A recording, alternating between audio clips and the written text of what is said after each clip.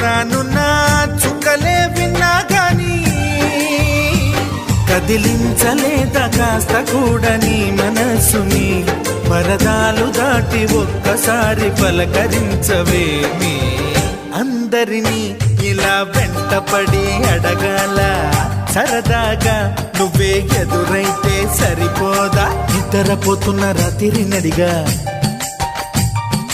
గుటికి చేరిన గువ్వల నడిగా